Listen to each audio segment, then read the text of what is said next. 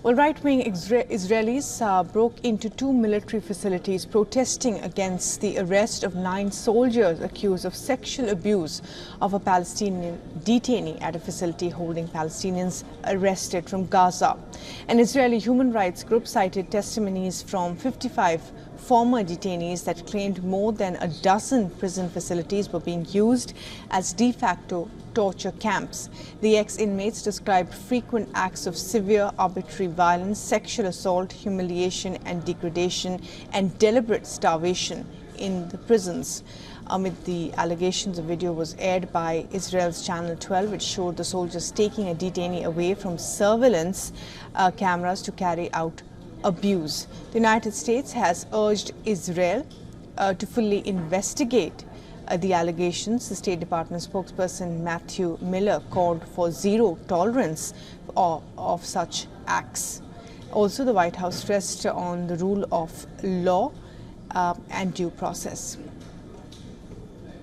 And we have been clear and consistent with Israel that it must treat all detainees humanely and with dignity in accordance with international law, must respect detainees' human rights, and must ensure accountability for any abuses or violations. Reiterate that we support an IDF investigation into allegations of serious abuse of Palestinian detainees by IDF soldiers. It is essential that the rule of law and due process prevail. That is what we're going to see, and obviously we're going to continue to have those conversations.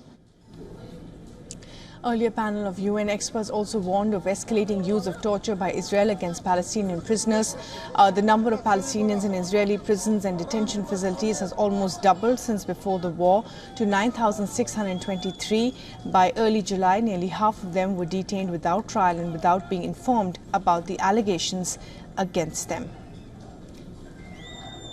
And our correspondent Jody Cohen tells us more about the Palestinian detainee allegedly abused by Israeli soldiers at the SED Teman prison.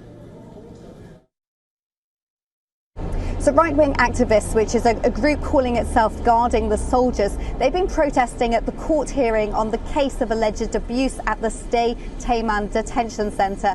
An IDF reservist has been indicted and 5 are in military custody for suspected abuse and breaking the IDF's code of conduct. Now, ultra-nationalist party leader Ben Gvir has suggested that while Israeli hostages are languishing in Hamas captivity, the High Court should not be spending its time deliberating petitions regarding terrorists. But after the first protests after this case came to light, Prime Minister Netanyahu, Defence Minister Gallant and President Herzog all strongly criticised the activists, and the IDF said it's taking reports of mistreatment very seriously. For all the latest news, download the WION app and subscribe to our YouTube channel.